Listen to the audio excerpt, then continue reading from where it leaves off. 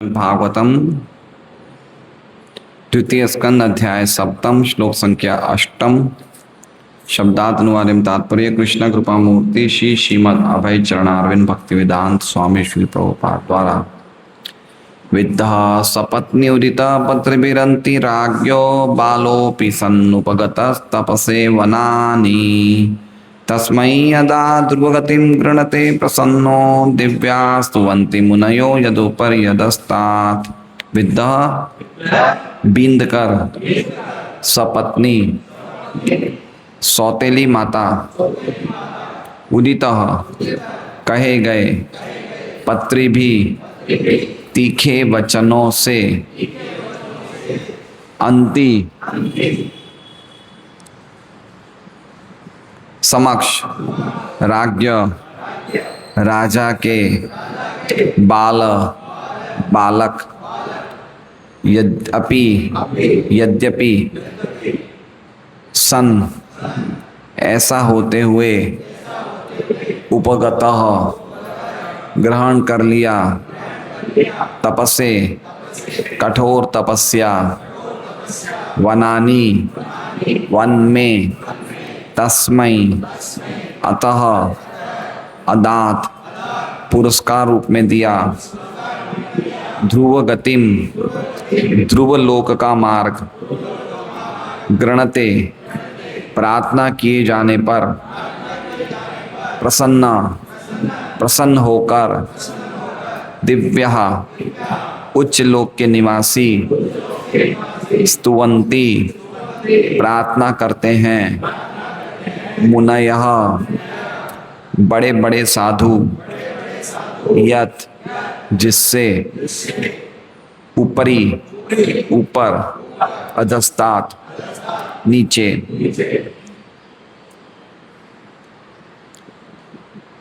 अनुवाद राजा की उपस्थिति में सौतेली माता के कटु वचनों से अपमानित होकर राजकुमार ध्रुव बालक होते हुए भी वन में कठिन तपस्या करने लगे और श्री भगवान ने उनकी प्रार्थना से प्रसन्न होकर उन्हें ध्रुव लोक प्रदान किया जिसकी पूजा ऊपर तथा नीचे के लोकों के सभी मुनि करते हैं।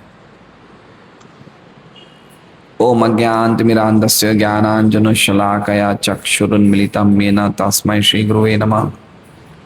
नाम श्रेष्ठम मनुमपि शचीपुत्रम अत्र स्वरूपम रूपम तस्याग्रजम उरुपुरीं मातुरीं गोष्ठवाटिं राधा कुंडम गिरिवरम अहो राधिका माधवाशां प्राप्तो यस्य प्रतित कृपया श्री गुरुं तम नतोऽस्मि वंदेयं श्री गुरो श्रीयुतः पदकमलं श्री गुरुन् वैष्णवांश्च श्री रूपम सहग्रजातं सहगण रघुनाथान्वितं तं सजीवं साद्वैतं सावधूतं परिजन सहितं कृष्ण चैतन्य देवं श्री राधा कृष्ण पादान सहगण ललिता शिव शाखान्वितांश्च गुरु वैष्णव भगवान तीने स्मरण है विघ्न विनाशन अनायास होय निज वांछित पूर्ण। हरे कृष्णा कृष्ण कृष्ण हरे हरे हरे राम। सभी भक्तों का भागवतम क्लास में स्वागत है। तो आज हम एक और अवतार की लीलाओं का श्रवण करेंगे। ये अवतार का नाम नहीं लिखा हुआ है श्लोक में। तो कल हमने पढ़ा कि किस प्रकार शिवजी जैसे बड़े बड़े अग्रणी भी यद्यपि काम को जला देते हैं लेकिन क्रोध से जल जाते हैं, लेकिन भगवान स्वयं नर नारायण उनकी क्या बात, उनके विषय में क्या कहा जाए, क्योंकि क्रोध भी उनके अंदर प्रवेश करने से डरता है। तो फिर तो काम का तो कहना ही क्या, काम उनके मन में कैसे आश्रय ले सकता है।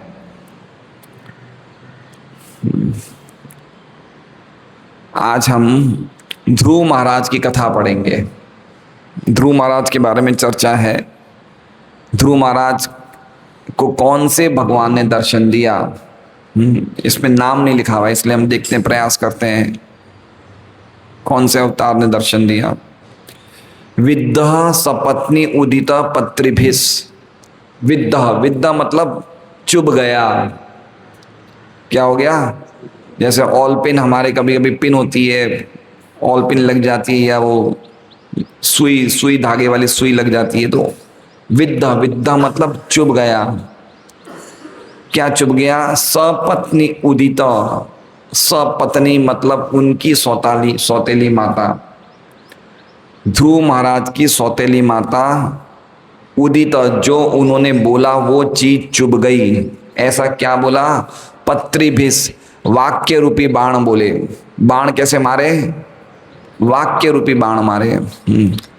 व्यक्ति को अगर थप्पड़ मारा जाए या कोई हथियार से मारा जाए या कोई हाथ पैर से मारा जाए, वो चीज भूली जा सकती है, लेकिन वाक्य रूपी बाण तो माफ किए जा सकते हैं, भूले नहीं जा सकते, है ना। Insulting words can be forgiven but not forgotten, forgotten, है ना। क्या मतलब हुआ इसका? माफ कर दिए जाते लेकिन बात हृदय में रहती है। इसलिए कठोर वचन नहीं बोलने चाहिए। विद्धा सपत्नी उदिति, उदिता, उदिता मतलब बोले गए, कहे गए। कैसे थे वचन? पत्रिभिस, वाक्य रूपी बाण जैसे वचन थे। तो उस टाइम क्या कहाँ थे ध्रुव महाराज? तो कह रहे अंति राज्ञो। ध्रुव महाराज कहाँ बैठे थे? अंति, अंति मतलब बिल्कुल पास में थे। किसके? राज्ञो, राजा के पास में थे। और उस टाइम उनकी सौतेली माता ने बड़े कठोर शब्द बोले। तो क्या क्या ध्रुव महाराज ने? बालोपी सन, यद्यपि वो बालक थे, बालोपी सन, अपि मतलब यद्यपि और सन मतलब बालक होते हुए भी, उपगतस वो चले गए। कहाँ चले गए? तपस्या, कठोर तपस्या करने। कहाँ पे? वनानी, वन में चले गए। यद्यपि बालक थे। हमें लगता है ये कथा हमने बहुत बार सुनी है, लेकिन हमें इस कथा के प्रसंग में प्रवेश करने का प्रयास करना चाहिए कि एक 5 साल का बच्चा कहाँ गया? वन में। हम में से तो कुछ लोग ऐसे होंगे जिन्होंने अभी तक वन देखा ही नहीं है। वन इतने डरावने होते हैं, और वो भी ये वन कौन सा था? घना वन था। कौन सा वन था? घना जंगल था। हम अगर कभी कभी ट्रेन में जाते हैं और ट्रेन में कभी कोई ऐसा रास्ता आता है जिसमें बीच में घने जंगल होते हैं और ट्रेन वहां रुक जाती है, तो भी हम डर जाते हैं, जो कि हम ट्रेन में होते हैं। तो वन में गए, घने जंगल में प्रवेश किया, और वो भी कितने साल के थे? सिर्फ 5 साल के थे। यहाँ पे कोई आते हैं 5 साल के बच्चे? क्या उम्र है इसकी? दिव्यांश की 10 साल है। ये डबल उम्र का है। 5 साल का बच्चा सिर्फ खाली प्रयास करेगी उस लीला में प्रवेश करने का। 5 साल का बच्चा कहाँ गया है? वन में गया है। क्या करने गया है? कठोर तपस्या करने गया है।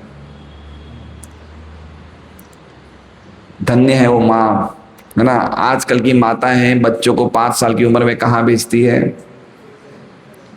वो स्कूल भेजती है।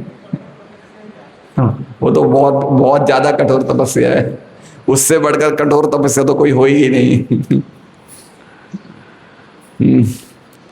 तो हमें समझना चाहिए कि इनकी माता कौन थी? सुनीति। सुनीति और थी सौतेली माता का क्या नाम था? सुरुचि, है ना। तो जो माता अपने टेस्ट के हिसाब से काम करती है, सुरुचि मतलब टेस्ट, रुचि मतलब स्वाद, जो व्यक्ति इंद्रिय तृप्ति के अनुसार, स्वाद के अनुसार काम करता है वो सुरुचि, और जो नीति के हिसाब से काम करते है वो सुनीति। तो सुरुचि उनकी सौतेली पत्नी थी और सुनीति इनकी खुद की माँ थी। तो सुनीति ने इनको माँ ने कहाँ भेजा? 5 साल के बेटे को जंगल भेजा। अद्भुत तपस्या है। ध्रुव महाराज की जो कथा है, वो कथा चैतन्य महाप्रभु कम से कम भी 100 बार सुन चुके थे। कितनी बार? प्रहलाद महाराज की, ध्रुव महाराज की कथा 100 बार, क्योंकि वो इतना ज्यादा भक्तों को प्रेरणा देती है कि कैसे दृढ़ भक्ति करनी चाहिए, दृढ़ता आनी चाहिए भक्ति में। तो ऐसे महान भक्त थे ध्रुव महाराज। तो कह रहे हैं बालोपि सन, यद्यपि वो बालक थे फिर भी उपगतस तपसे वनानी, तपसे कठोर तपस्या करने, उपगतस वनानी वन में चले गए। फिर क्या किया, तस्मै अदात ध्रुव गतिम गृणते प्रसन्नो, तस्मै मतलब उन ध्रुव महाराज को, अदाद मतलब पुरस्कार रूप में दे दिया। क्या दे दिया, ध्रुव गतिम, ध्रुव गति का, ध्रुव गति पूरा ध्रुव लोक की गति, मतलब ऐसी ऐसा रास्ता, ऐसी गति दी जहां पे वो ध्रुव लोक में निवास कर सकते हैं, है ना। क्यों क्यों दे दिया, गृणते प्रसन्नो, उनकी प्रार्थनाओं से प्रसन्न होके। हरे कृष्णा कृष्णा कृष्णा हरे हरे, हरे राम हरे राम। बेटा थोड़ा हल्के बोलो बेटा, ऐसे अच्छा नहीं लगता है, हल्के बोलो। जैसे सब लोग बोल रहे हैं उस टोन में, सब लोग अगर ऊंचा बोले तो आप भी ऊपर बोलिए, सब लोग सही बोल रहे हैं वैसे ही बोलो। तस्मै अदाद ध्रुव गतिम गृणते प्रसन्नो, उन भगवान उन ध्रुव महाराज को पुरस्कार रूप में दे दिया ध्रुव लोक, गृणते प्रसन्नो, जिसकी क्यों, उनसे प्रसन्न होके, उनकी प्रार्थनाओं से प्रसन्न होके। कैसा है ये ध्रुव लोक, दिव्या स्तुवंती मुनयो, ऐसा ध्रुव, ये ध्रुव लोक इतना दिव्य है कि मुनय स्तुवंती, बड़े बड़े मुनि इस ध्रुव लोक की प्रशंसा करते हैं, स्तुति करते हैं। कहाँ के मुनि हैं, यद ऊपरी अधस्तात, ध्रुव लोक से कुछ लोग ऐसे हैं जो ऊपर हैं और कुछ लोग ध्रुव लोक से नीचे हैं। तो दोनों ही लोक के निवासी जो बड़े बड़े मुनि हैं वो लोग ध्रुव लोक की प्रशंसा करते हैं। ऐसा है ध्रुव लोक। तो क्यों प्रशंसा करते हैं, हम अलग अलग आचार्य की टीका में पढ़ेंगे। श्रीधर स्वामी की हम टीका पढ़ते हैं। चरित्र वर्णन के द्वारा ही श्री भगवान के किसी अवतार का वर्णन करते हुए ब्रह्मा जी कहते हैं कि अपनी माता की सौत, सौत मतलब सौतेली, सुरुचि के द्वारा कहे गए वाक्य रूपी बाणों से विद्ध राजा। ऐसे क्या बाण कहे थे, कुछ याद है आपको? ऐसी कौन सी बात बोल दी थी कि इतनी चुभ गई? हाँ, अगर आपको राजा बनना है, राजा की गद्दी बनना है तो मेरी कोख से जन्म लेना पड़ेगा। इसका मतलब वो इनडायरेक्टली चाहते थे कि तुम मर जाओ और मेरी गर्भ से जन्म लो, है ना। तो इतने खतरनाक शब्द बोले। अब देखिए, बच्चों को उल्टे सीधे शब्द कभी कभी बोले जाते हैं, लेकिन बच्चों को इतना बुरा नहीं मानना चाहिए। कोई बच्चे, ए पगला है क्या तू, पागल है, ऐसे करता है। 4-5 साल का बच्चा है, बच्चे इतना बुरा नहीं मानते, लेकिन ये खतरनाक बच्चा था ये, है ना। ये ध्रुव महाराज में इतना जबरदस्त क्षत्रिय खून था कि, है ना, क्षत्रियों का एक भाव होता है ईश्वर भाव, आदर सम्मान। उनके आदर सम्मान को चोट पहुंच गई, तो इसलिए ध्रुव महाराज को ये शब्द बड़े कठोर लगे। उनके द्वारा कहे गए वाक्य रूपी बाणों से, वाक्य रूपी बाण मतलब पत्रिभिस, विद्ध राजा से, विद्ध राजा उत्तानपाद के सन्निकट में बैठा हुआ उनका 5 वर्ष का पुत्र तपस्या करने के लिए वन में चला गया। तो ये तपस्या क्यों करने गए, क्यों तपस्या करने गए? देखिए, ध्रुव महाराज शुद्ध भक्त, शुरू से शुद्ध भक्ति की स्थिति नहीं थी उनकी, है ना। गीता जी के 7वें अध्याय के शायद 16वां श्लोक है, 15वां श्लोक है, भगवान कहते हैं चतुर्विधा भजन्ते माम जनाः सुकृतिनो अर्जुन, कि 4 प्रकार के पुण्यशाली लोग मेरा भजन करते हैं। आर्तो, अर्थार्थी, जिज्ञासी, ज्ञानी च भरतर्षभ। एक तो दुखी होता है, एक जिसको अर्थ चाहिए, एक जो जिज्ञासु हो और एक जो ज्ञानी हो। तो ये 4 में कौन सी कैटेगरी में आते हैं ध्रुव महाराज? आर्थो, अर्थार्थी, ज्ञानी, जिज्ञासु। कौन सी कैटेगरी में आते हैं? दुखी थे, आर्तो अर्थार्थी में, इनको धन राज्य चाहिए था, है ना, इनको अपने दादा से भी बड़ा राज्य चाहिए था। तो ये अर्थार्थी, इन्हें कुछ चाहिए था, कुछ अर्थ चाहिए था, है ना। तो ऐसे अलग अलग कैटेगरीज में बड़े बड़े महाजन हैं इसमें, जैसे ध्रुव महाराज अर्थार्थी की कैटेगरी में है। आर्तो की कैटेगरी में गजेंद्र थे। कौन थे? गजेंद्र। वो आर्तो की परेशान थे, मगरमच्छ ने उनका पैर पकड़ा हुआ था तो बड़े दुखी थे, रो रहे थे। तो आर्तो की कैटेगरी में गजेंद्र हैं, जिज्ञासु की कैटेगरी में 4 कुमार हैं, और ज्ञानी की कैटेगरी में सुखदेव गोस्वामी है। तो ये चारों जो हैं भगवान के पास पहुंचते हैं, मतलब चारों, इस 4 प्रकार के व्यक्ति। तो देखिए ये बहुत बड़ी बात है कि व्यक्ति जाता है भगवान के पास। ये इस श्लोक से शिक्षा मिलती है कि चाहे हमें कुछ भी चाहिए, जाए कहाँ पे? भगवान के पास, देवताओं के पास ना जाए, है ना। और चाहे कोई भी हमारी स्थिति होगी, चाहे हमें कुछ भी चाहिए, एक ना एक दिन हम भगवान की भक्ति करते हुए अंततः शुद्ध हो ही जाएंगे। ये ध्रुव महाराज की पाठ से हमें मिलता है। यद्यपि इन्होंने बड़ी दृढ़ भक्ति करी, लेकिन इनको एक राज्य चाहिए था, लेकिन फिर भी वो क्या हो गए? शुद्ध हो गए। और शुद्ध ऐसे हुए कि भगवान ने दर्शन दिए, उसके बाद भी दुखी थे, है ना। क्यों दुखी थे? क्योंकि उनको दुख हुआ कि मैंने कुछ मांगने के लिए भगवान की भक्ति करी। तो कौन सा श्लोक बोलते हैं? काचम विचिन्वन अपि दिव्य रत्नम। मैं क्या ढूंढने गया था? कांच। काचम विचिन्वन, वो भी साबुत कांच नहीं, टूटा हुआ कांच। कांच के टुकड़ों को मैं ढूंढने गया। विचिन्वन मतलब कांच के टुकड़ों को ढूंढने गया, और क्या मिला? अपि दिव्य रत्नम, और मुझे क्या मिला? दिव्य रत्नम, भक्ति का दिव्य रत्न मिल गया, है ना। अच्छा, कांच के टुकड़े ढूंढने में कोई दिक्कत है क्या? राधिकेश प्रभु, कोई कांच के टुकड़े को उठाने में कोई दिक्कत है क्या? कोई दिक्कत नहीं है। कोई दिक्कत तो नहीं है ना, चुभ जाते हैं। उसी तरह से विषय भोग की चीज मांगने में हम चुभ जाते हैं, समझ रहे हैं। अगर हम भगवान से अपने सुख के लिए, इंद्रिय तर्पण के लिए कोई चीज मांगते हैं, तो वो चीजें हमें क्या करती है? कांच की तरह काट देती है। इसलिए क्या मांगने गए? कांचम विचिन्वन अभी दिव्य रत्नम। लेकिन आपने मुझे दिव्य रत्न दे दिया, आप स्वयं मुझे मिल गए। स्वामिन कृतार्थोस्मि वरम नहीं आते। अब मैं बिल्कुल कृतार्थ हो गया, अब मुझे कोई वर नहीं चाहिए। तो ये शिक्षा मिलती है हमें ध्रुव महाराज की इससे, कि ध्रुव महाराज बिल्कुल शुद्ध हो गए, हृदय के सब कषाय निकल गए, उनके हृदय का सब कचरा निकल गया। उनकी तपस्या से प्रसन्न होकर श्री भगवान ने उस बालक को ध्रुव पद प्रदान कर दिया। उस स्थान के ऊपर और नीचे रहने वाले दिव्य ऋषिगण उस ध्रुव की स्तुति करते रहते हैं, अथवा ध्रुव पद के ऊपर रहने वाले भृगु आदि दिव्य ऋषिगण तथा नीचे रहने वाले सप्तर्षिगण उस ध्रुव की स्तुति किया करते हैं। स्तुति क्या करते हैं? मतलब अभी भी ध्रुव लोक की स्तुति कर रहे हैं। ये इनकी टीका है श्रीधर स्वामी की। विश्वनाथ चक्रवर्ती ठाकुर की हम टीका पढ़ते हैं।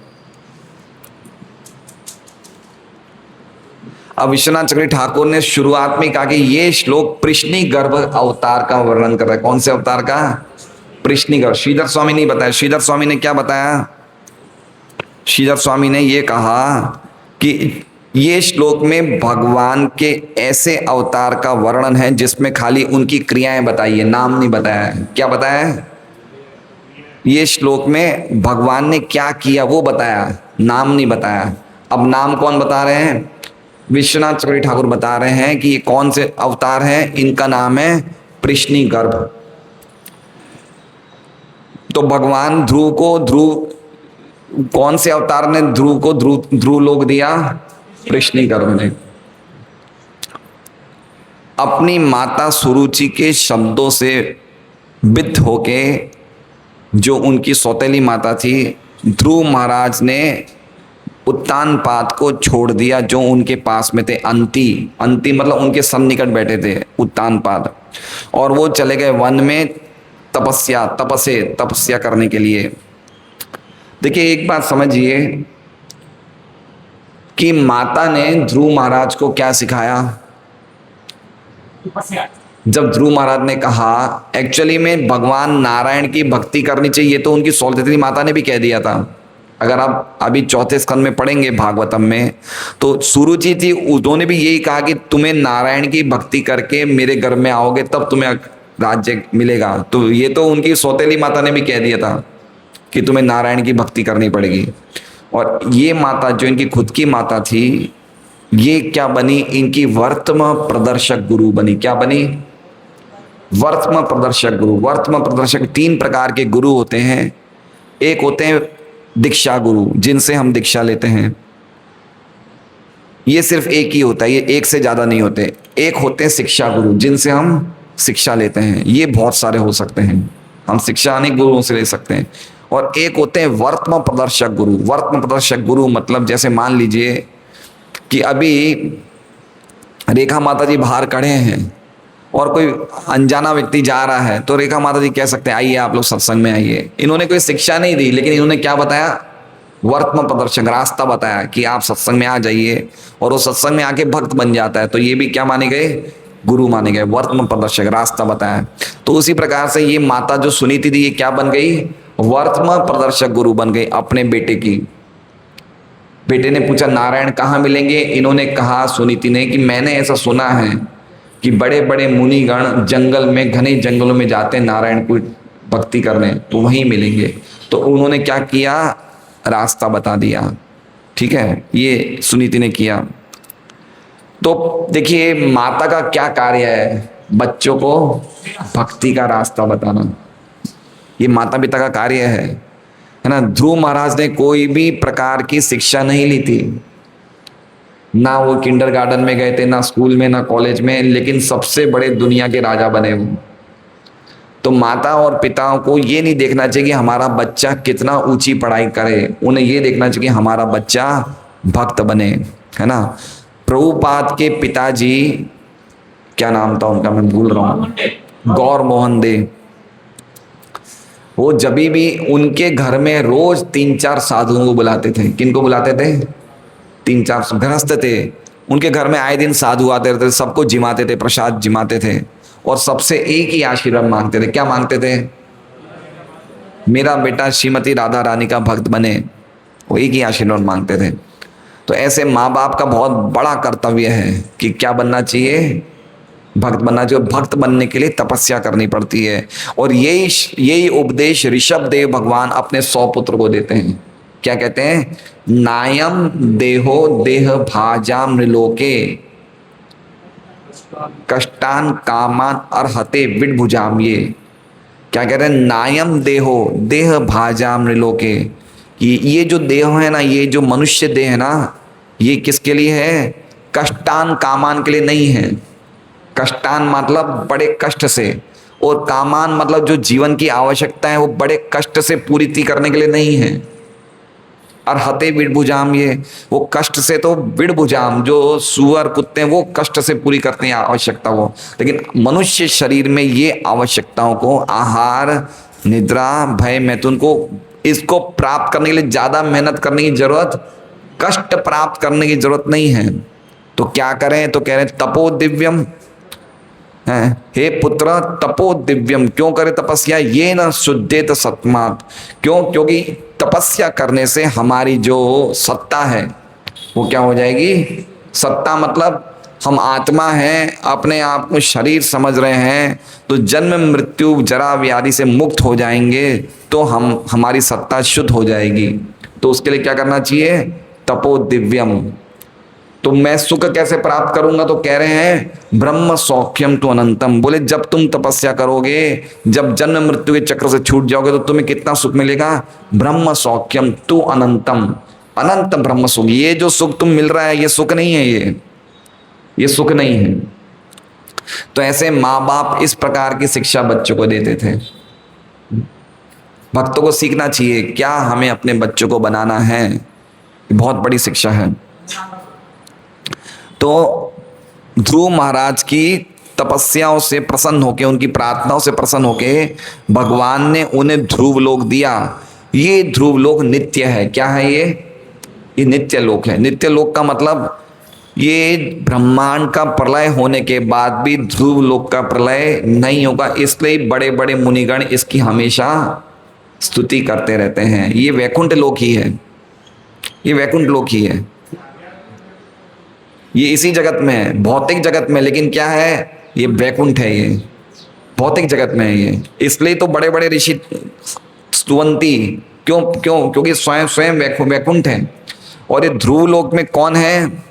ध्रुव लोक में यही भगवान कृष्ण गर्भ विराजमान है और ध्रुव महाराज उनकी भक्ति करते हैं, है ना। इसलिए ध्रुव लोक वैकुंठ लोक ही है, लेकिन इस भौतिक जगत में है।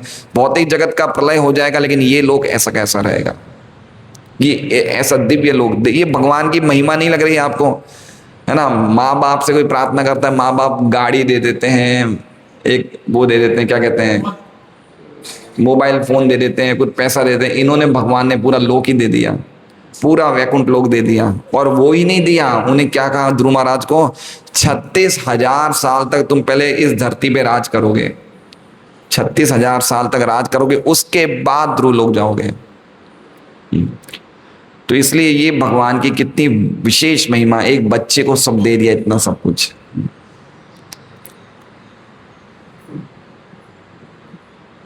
ये एक नित्य लोक है जो सप्त ऋषि जो दिव्य आकाश में स्थित हैं वो इनकी स्तुवंती, इनकी प्रशंसा करते हैं। या फिर ये कहा जा सकता है भृगु आदि मुनि जो सप्त ऋषियों से ऊपर स्थित हैं वो भी इस लोक की प्रशंसा करते हैं। अब देखिए विश्वनाथ चक्रवर्ती ठाकुर ये प्रश्नि गर्भ क्यों बोल रहे हैं, उसका कारण बता रहे हैं। प्रश्नि गर्भ अवतार कैसे है उसका कारण बता रहे हैं। तो कह रहे हैं ये रूप जो भगवान का प्रश्नि गर्भ है, जो वासुदेव के अवतार हैं, ये 10वें स्कंद में वर्णन है। जब भगवान वसुदेव जी प्रश्नि और सुतपा की तपस्या से प्रसन्न होते हैं। तम एव पूर्व सर्गे अभू प्रश्नि स्वयंभुवे सती तदायम सुतपा नाम प्रजापतिर अकल्मष। मेरी प्रिय माता, हे पवित्र माता, पिछले जीवन में, पिछले जन्म में आपने स्वयंभू के युग में आपका नाम था प्रश्नि, और वसुदेव जो बहुत महान प्रजापति थे उनका नाम था सुतपा। तो ये भगवान देवकी और वसुदेव को क्या कह रहे हैं कि पिछले युग में स्वयंभू मनु के समय में आप तो थी प्रश्नि, और जो पिता वसुदेव है ये कौन थे, सुतपा। श्रीमद् भागवतम के 10वें स्कंद के 3रे अध्याय के 32वें श्लोक में है। ये भगवान जब प्रकट होते हैं तब ये बात बोलते हैं, ये बातें बोल रहे हैं। और आगे क्या कह रहे हैं, अदृष्टवान्यतमं लोके शीलोद्धार्य गुण है समम अहम सुतो वाम अभवम प्रश्नि गर्भ इति श्रुत। मैंने आप दोनों के अलावा और कोई इतना सरलता में और अच्छे व्यवहार में देखा नहीं, इसलिए मैं इस जगत में प्रश्नि गर्भ के रूप में प्रकट हुआ हूं, जिसने प्रश्नि के गर्भ से जन्म लिया है। अब देखिए इसमें क्या बात बता रहे हैं विश्वनाथ चक्रवर्ती ठाकुर, बहुत सुंदर बात बता रहे हैं कि 10वें स्कंद में उनका जन्म कैसे हुआ है ये तो बता दिया है, लेकिन वो कार्य क्या करेंगे ये नहीं बताया। कौन से स्कंद में, 10वें स्कंद में उनका जन्म का तो प्रकरण बता दिया, लेकिन क्या लीलाएं करेंगे वो नहीं बताया। लेकिन इस स्कंद में, मतलब इस श्लोक में उनका नाम नहीं बताया, लेकिन उनकी लीलाएं बताई है। क्या बताया है, नाम नहीं बताया है, लेकिन कार्य बताए हैं। इसलिए दोनों को जब मिलाते हैं, उसका जन्म और इसकी लीलाएं, तो उससे फिर पता चलता है कि ये प्रश्नि गर्भ है। देखिए इस प्रकार को बोलते हैं, जैसे कहा जाए कि भाई ये कौन से अवतार थे, कपिल थे क्या, नहीं, कपिल के तो देवहूति माता थी, फिर कौन थे, नर नारायण थे। तो जो नहीं करके निकल गया तो कौन सा बचा, ये प्रश्नि गर्भ बचा। इस तरह से निकालते हैं, है ना। ये बड़े बड़े आचार्य ऐसे ढूंढते हैं, बहुत गहरी बातें हैं ये। आगे कह रहे हैं अस्यात्र चरितानुक्त्या नामानुक्त्या च तत्र वै परस्परम अपेक्षित्वात् युक्ता चैकत्र संगति ही।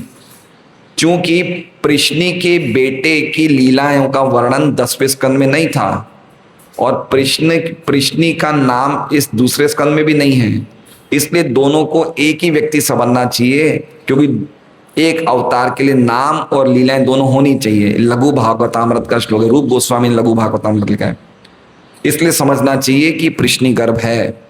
अब ये प्रश्नि गर्भ कौन, नारायण है? तो कह रहे हैं नहीं, नारायण नहीं है ये। तो आगे कह रहे हैं कि किसी को ये नहीं बोलना चाहिए इस श्लोक को सुन के कि स्वयं नारायण वैकुंठ से ध्रुव के लिए आए, नहीं, ये नारायण नहीं आए, ये दूसरे अवतार हैं जिनको कहा जाता है ध्रुव प्रिय।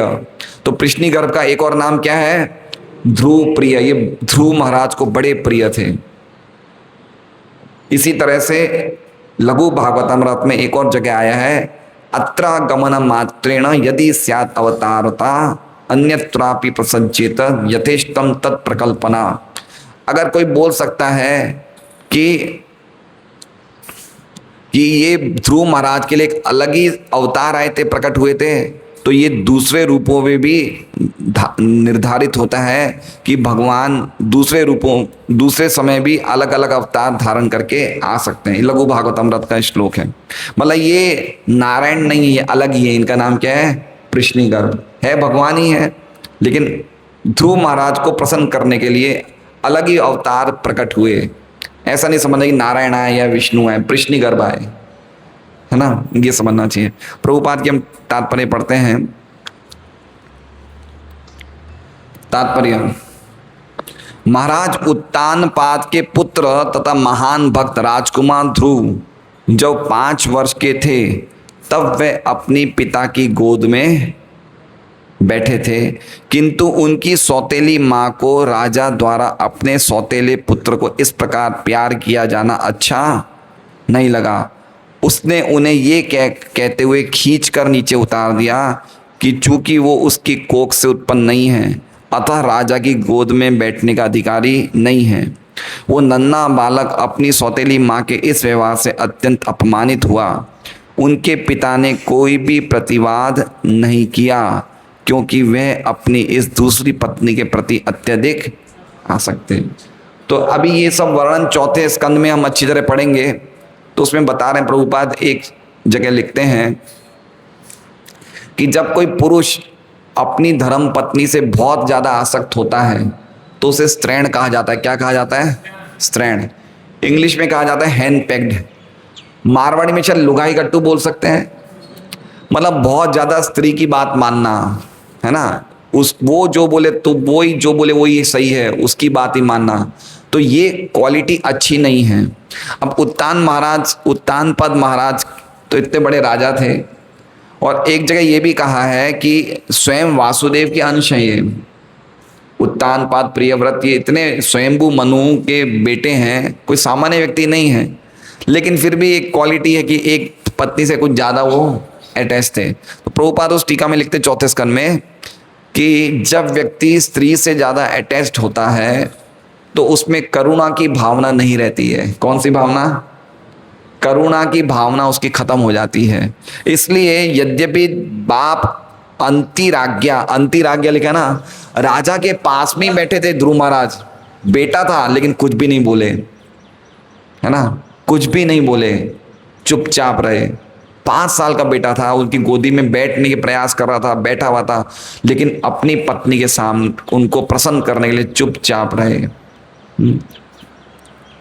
इस घटना के पश्चात राजकुमार ध्रुव अपनी माँ के समीप गए और शिकायत की। उनकी सगी माँ भी इस अपमानजनक आचरण के प्रति कोई कदम नहीं उठा सकती थी, इसलिए वो रोने लग गई।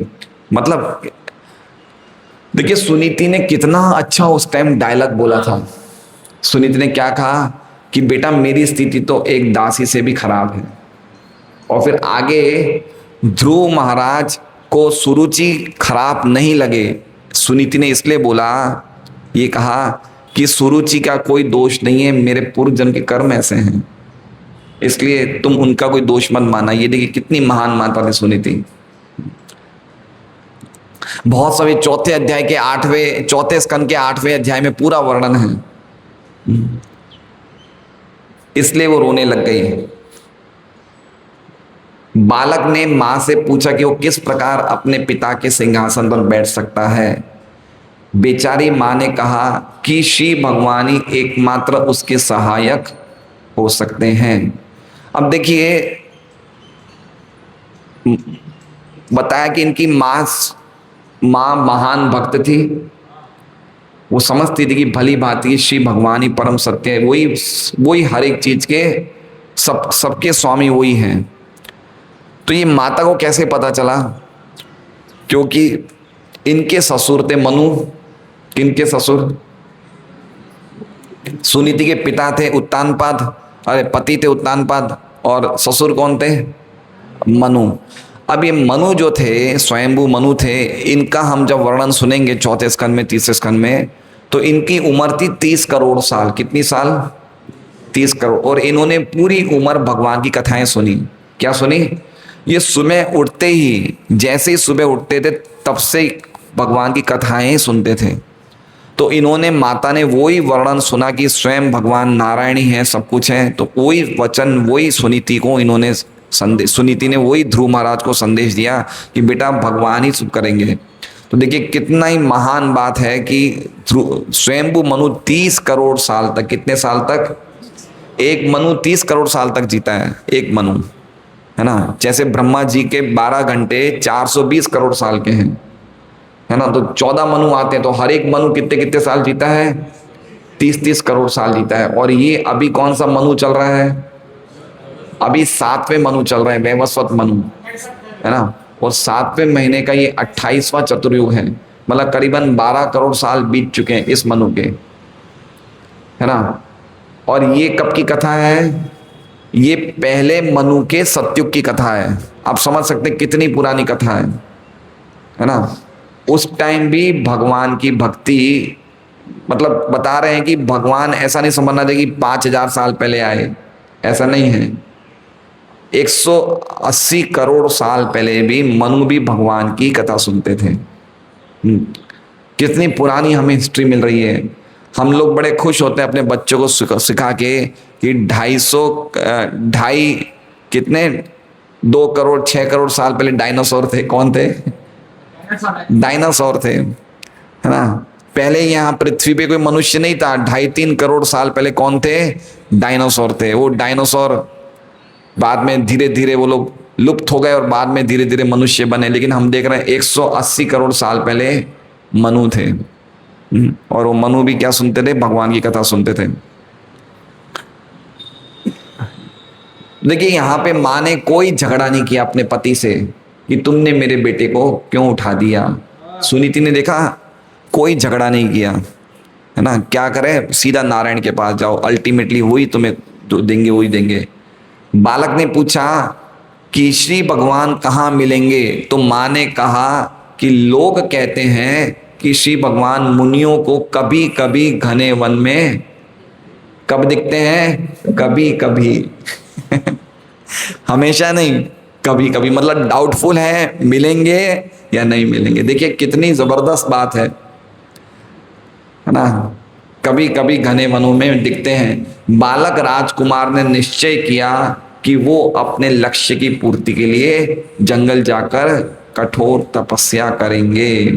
ये निश्चय कर लिया, इसे कहते हैं इच्छा। अगर हमारी इच्छा दृढ़ है कि हमें श्री कृष्ण की शुद्ध भक्ति करनी है, तो भगवान सब सहायता देने को तैयार है। कैसी इच्छा थी ध्रुव महाराज की। ठीक है, माँ ने कह दिया है अब मैं जंगल जाऊंगा, तो जंगल जाने के लिए उन्होंने इच्छा बना दी। भगवान कहाँ थे? उनके हृदय में। समझ गए कि ये व्यक्ति मेरे पास आना चाहता, तो भगवान तो चाहते कि सब मेरे पास आए। तो भगवान अब क्या व्यवस्था करते हैं आगे देखिए। राजकुमार ध्रुव ने अपने गुरु श्री नारद मुनि के आदेश अनुसार कठिन तपस्या की। भगवान ने किसको भेज दिया? जाओ तुम, ये व्यक्ति मेरे पास आना चाहता है। इसलिए जो व्यक्ति गंभीर होता है भगवान उसके पास किसको भेजते हैं? गुरु को भेजते हैं, प्रामाणिक गुरु को भेजते हैं कि जाइए ये व्यक्ति मेरे पास आना चाहता है। तो भगवान ने जैसे ही ध्रुव महाराज की दृढ़ प्रतिज्ञा देखी तो तुरंत किनको भेज दिया? नारद मुनि को। नारद मुनि ने को श्री भगवान ने इस कार्य के लिए विशेष तौर पर नियुक्त किया था। अब देखिए, नारद मुनि में जब ध्रुव महाराज को मिलते तो काफी परीक्षाएं लेते हैं, काफी। अरे भाई तुम बच्चे हो, तुम्हें ये सब बोल दिया, माने इतना बुरा मानने की क्या जरूरत थी, कुछ समय के बाद कर लेना, खेल लेना। तो इतनी बहुत सुंदर बातें बताई नारद मुनि ने, लेकिन ध्रुव महाराज ने एक बात बोली। क्या बोली? नहीं, ऐसा नहीं बोला। ध्रुव महाराज ने क्या कहा कि आपके वचन सब बहुत अच्छे हैं नारद जी, लेकिन मेरे हृदय में टिक नहीं रहे हैं। क्या हो रहा है? मेरे हृदय में टिक ही नहीं रहे हैं वो, क्योंकि मेरे हृदय में मुझे राज्य जी, मेरे हृदय में वो वचन टिक नहीं रहे हैं। तो आप मुझे ऐसा कुछ उपाय बताओ कि मैं भगवान तक पहुंच सकूं। फिर जब नारद जी ने देखा कि अब ये बिल्कुल पक्का शिष्य है, तब नारद जी ने उन्हें क्या किया? नारद मुनि ने उन्हें 18 अक्षरों वाले मंत्र के जपने की दीक्षा दी। ये मंत्र है ओम नमो भगवते वासुदेवाय। देखिए, यही नारद मुनि ने पहले स्कंद के 5वें अध्याय में एक बहुत सुंदर श्लोक बोला था। अगर आपको याद हो तो हमने किया था एक क्लास में। इति मंत्र अभिधानेन मंत्र मूर्तिम अमूर्तिकम यजते यज्ञ पुरुषम स सम्यक दर्शन पुमान। जो व्यक्ति इति मंत्र अभिधानेन, जो मंत्र के विधान के द्वारा मंत्र मूर्तिम अमूर्तिकम, ये मंत्र जो होता है ना, हरे कृष्णा कृष्णा कृष्णा हरे हरे, हरे राम राम, ये भगवान मंत्र के रूप में मंत्र मूर्ति है। ये क्या है? ये स्वयं भगवान का रूप है। ये महामंत्र स्वयं रूप है ये। और किसका रूप है ये? अमूर्तिकम। अमूर्तिकम मतलब जिसका कोई रूप नहीं है, मतलब जिसका कोई भौतिक रूप नहीं है। कितना सुंदर श्लोक है। इति मंत्र अभिधानेन मंत्र मूर्तिम अमूर्तिकम यजते यज्ञ पुरुषम। जो इस प्रकार मंत्रों के द्वारा यज्ञ पुरुष भगवान का यजन करता है, स सम्यक दर्शन भगवान, उसको भगवान पूरी तरह से दिव्य ज्ञान देके अपना दर्शन कराते हैं। तो हमें क्या करना है? ये मंत्र को स्वयं भगवान ही है, साक्षात मंत्र मूर्ति भगवान है, इस प्रकार से ढंग से जप करना है, बिल्कुल नियम से। और अब ये तपस्या करना, वनों में जाके नाम लेना हमारे से संभव नहीं है ना। आप समझिए, हम एक दिन भी ऐसे वनों में नहीं जा सकते जिस वन में कौन गए थे? इससे पहले देखिए, हमने पढ़ा अभी प्रश्नि गर्भ, प्रश्नि और सुतपा, वसुदेव और देवकी ने 12,000 साल तक तपस्या करी थी। कितने साल तक? और वो 12,000 किनके साल थे? देवताओं के। देवताओं के 12,000 साल मतलब पता है कितना होता है? देवताओं का एक साल हमारे 360 साल के बराबर है। कितना? 360 साल के बराबर देवताओं का एक वर्ष। तो देवताओं के 12,000 वर्ष कितने हुए? 4 युगों के बराबर, 43,20,000। इतने साल तक तपस्या करी। समझ रहे हैं?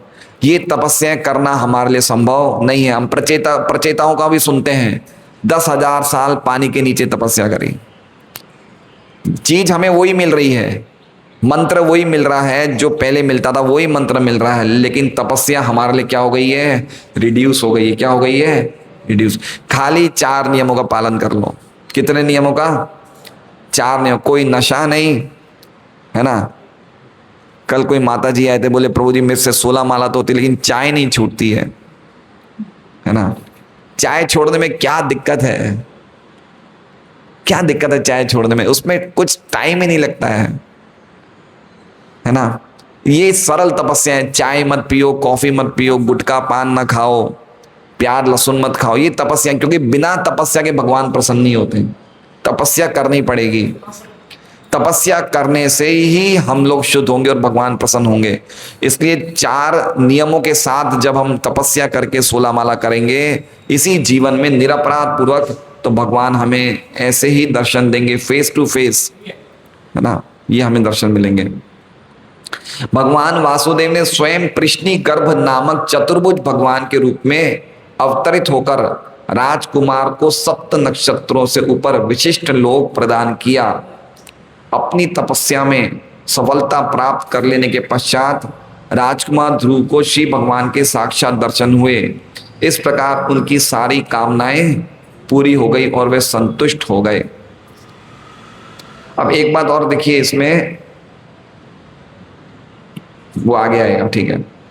राजकुमार ध्रुव महाराज को जो लोक प्रदान किया गया वो परम भगवान वासुदेव की इच्छा से भौतिक आकाश में स्थापित किया गया अचल वैकुंठ लोक है। अचल मतलब वो नित्य रहता है, कभी भी हिलता नहीं है। इस लोक का भौतिक संसार में होने के बावजूद भी प्रलय के समय विनाश नहीं होगा, प्रत्युत वो अपने स्थान पर अचल रहेगा, क्योंकि ये कभी ना नष्ट होने वाला वैकुंठ लोक है। इसलिए न केवल उसके नीचे स्थित सप्त नक्षत्रों के निवासी उसकी पूजा करते हैं, वरन जो लोग ऊपर उससे ऊपर हैं उनके निवासी भी वैसा ही करते हैं। महर्षि भृगु का लोक ध्रुव लोक से ऊपर स्थित है। तो देख सकते हैं ध्रुव महाराज की क्या महिमा है ना। बड़े बड़े ऋषिगण, बड़े बड़े मुनिगण, ये ऋषिगण मुनिगण अगर हम पढ़ेंगे पहले स्कंद में, तो ये ऋषिगण मुनिगण हमारे धरती के लोगों को देख के रोते हैं, दुख करते हैं कि कैसे कष्ट पा रहे हैं, है ना। ये हमने कब पढ़ा था? जब हमने सद्य मुक्ति और कर्म मुक्ति के बारे में पढ़ा था।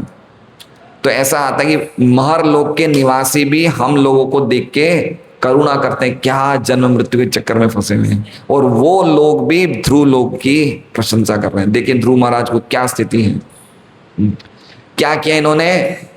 6 महीने तपस्या करी, बाकी टाइम मजा किया। 6 महीने ध्रुव महाराज की 6 महीने की तो तपस्या थी, बाकी टाइम भगवान की प्राप्ति हो गई। हमें खाली तपस्या इस जीवन करनी, कितनी जीवन करनी है? खाली ये जीवन तपस्या कर लें। इस जीवन में तपस्या करने से हम अपना अगला शरीर निश्चित कर लेंगे, नहीं तो बहुत बड़ा नुकसान होगा। हमारा सबसे बड़ा जरूरी है कि तथा देहांतर प्राप्ति, शरीर बदलने वाला है। हमें ये पता चल गया कि निश्चित रूप से ये शरीर छोड़ने के बाद हमें एक और शरीर मिलने वाला है। तो वो शरीर क्या मिलना चाहिए, उसकी तपस्या कब करनी पड़ेगी? अभी। वो शरीर मिलेगा मिलेगा मिलेगा। कौन सा शरीर चाहिए, कैसा शरीर चाहिए, उसके लिए तपस्या कब करनी पड़ेगी? अभी। वो तपस्या करना है। अगर उस तपस्या में हम चूक गए तो हमने अपने हाथों से अपने पैरों पे कुल्हाड़ी मार दी। इसलिए तपस्या करनी चाहिए, और तपस्या बड़ी सरल है। भगवान के नामों का जप, हरे कृष्ण महामंत्र का जप, भागवत कथा में नियमित रूप आना, प्रसाद लेना, सेवा में लगना, ये सब तपस्या है। यही तपस्या करनी है हमें।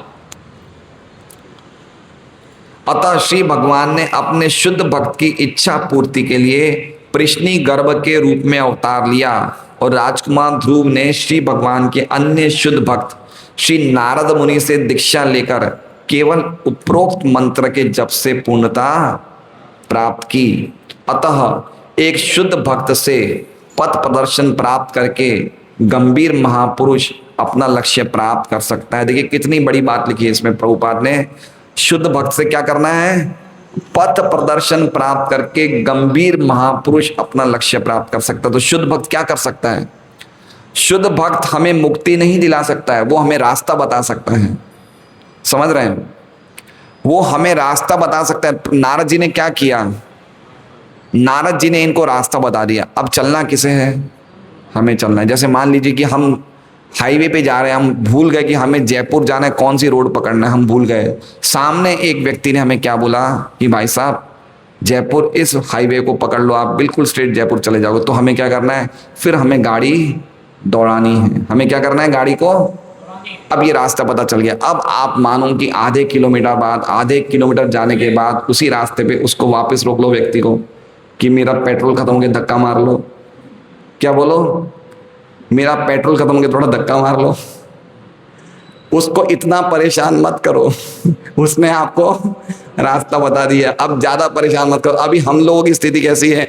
हम ऐसे शिष्य की बार बार परेशान करते हैं। वो गुरु को फोन भी करना पड़ता है, कितनी बजे उठे, क्या उठे, आज क्लास में आ जाओ, आज रिक्वेस्ट करो आज क्लास में। तो ऐसे हम लोग धक्का मरवा रहे हैं। हम लोग क्या कर रहे हैं? हम अपने गुरु से क्या मरवा रहे हैं? अरे भाई रास्ता बता दिया भागो, लेकिन हम इतने ज्यादा हमें, हमारा गुरु हमें रास्ता नहीं बताता, हमें धक्का भी मारता है। इसलिए देखिए बहुत सुंदर बात है, खाली उन्होंने रास्ता बता दिया, ओम नमो भगवते वासुदेवाय, उन्होंने बता दिया इस प्रकार भगवान की मूर्ति बनाओ, ये बना दो, और उन्होंने सब कुछ बता दिया, और मधुवन चले जाओ, सब कुछ बता दिया, बाकी वो चले गए, बाकी काम ध्रुव महाराज ने किया। ऐसे ही करते थे गुरु महाराज पूर्व काल में। तो अतः एक शुद्ध भक्त से पथ प्रदर्शन प्राप्त करके गंभीर महापुरुष अपना लक्ष्य प्राप्त कर सकता है। ऐसा पथ प्रदर्शक हर संभव प्रकार से श्री भगवान से मिलने की दृढ़ इच्छा पर स्वतः मिल जाता है। देखिए खाली ध्रुव महाराज ने क्या करी थी? दृढ़ इच्छा। तो भगवान ने क्या भेज दिया? नारद मुनि भेज दिए। खाली दृढ़ इच्छा करने से कृष्णा सब कुछ सप्लाई करे। ध्रुव महाराज ने ध्रुव लोक प्राप्त करने के लिए तपस्या नहीं करी थी, उन्होंने तो बचकाने ही हरकत, भाई मुझे बड़ा राज्य चाहिए, लेकिन क्या दे दिया? ध्रुव लोक दे दिया, 36,000 साल का राज्य धरती पे दे दिया, नारद मुनि जैसे साधु दे दिए, और खुद अपना दर्शन दे दिया।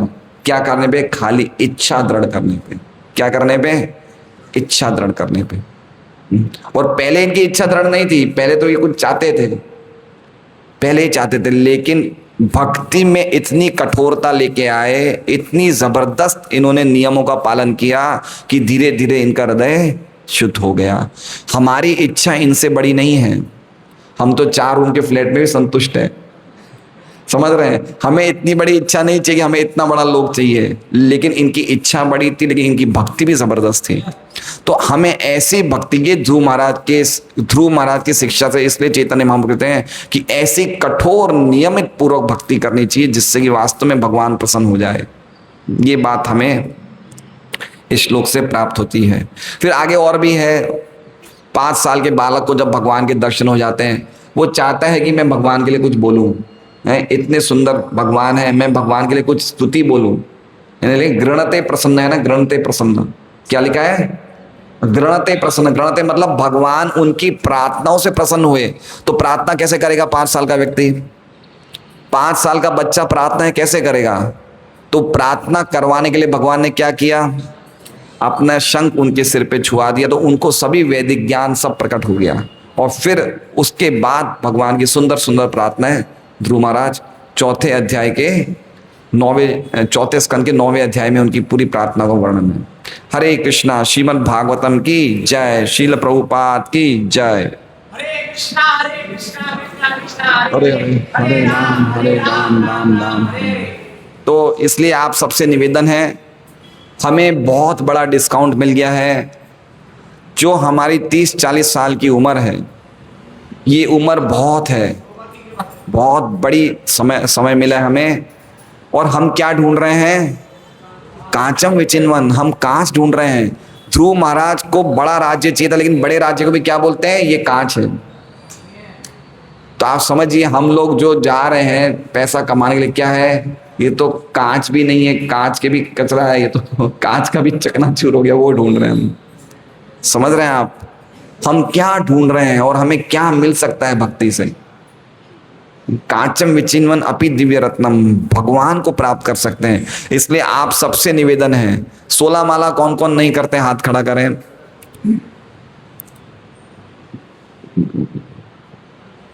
तो आज माताएं सब करती हैं, रानी माता जी करते हैं 16 माला। माता जी ऐसे कर दिया जैसे मैंने इनको कोई 128 माला करने वाला, भाई जी हाथ जोड़ू आपके। 16 माला करनी चाहिए माता जी, 24 घंटे मिलते हैं, ऐसा नहीं है कि हम नहीं कर सकते हैं, सब कर सकते हैं, है ना। कम से कम 16 माला हर एक पुरुष को, हर एक माता को करनी चाहिए। मनुष्य शरीर प्राप्त होने के बाद अगर इतना भी नहीं कर सकते हैं तो और क्या करेंगे बताइए? बाकी तो हम खाली कांच को ही ढूंढ रहे हैं, भगवान मिल जाएंगे फिर और क्या चाहिए। तो आप सबसे निवेदन है कि आप जप करिए, नियमित रूप से भागवत कथा सुनिए और 4 नियमों का पालन करिए, तो अवश्य ही हमारी सभी तपस्याओं का फल भगवान अवश्य देंगे। हरे कृष्णा।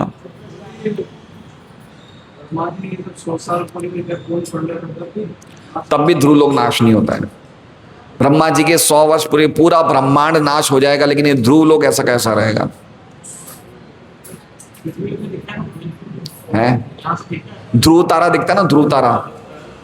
पहले के समय में लोगों के पास जब घड़ी नहीं थी तो ध्रुव तारा देख के समय का अनुमान लगाया जाता है। ध्रुव तारा दिखता है ये, सबसे पहले वो होता है। है जी।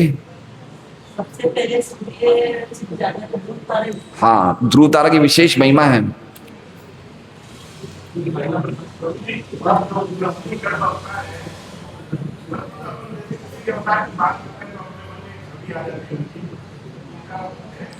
चतुर्भुज रूप है, विष्णु चतुर्भुज रूप में है ये। हाँ, लेकिन नारायण नहीं आए थे, ये अलग ही अवतार। हाँ, ये अलग ही अवतार है। ये रूप गोस्वामी ने स्पष्ट किया है कि नारायण नहीं आए, इनको प्रसन्न करने के लिए अलग ही अवतार प्रकट हुए, प्रश्निगर्भ। सब नारायण ही है एक्चुअली में, है तो सब विष्णु तत्व ही है, लेकिन एक भक्त को प्रसन्न करने के लिए प्रश्निगर्भ रूप में प्रकट हुए।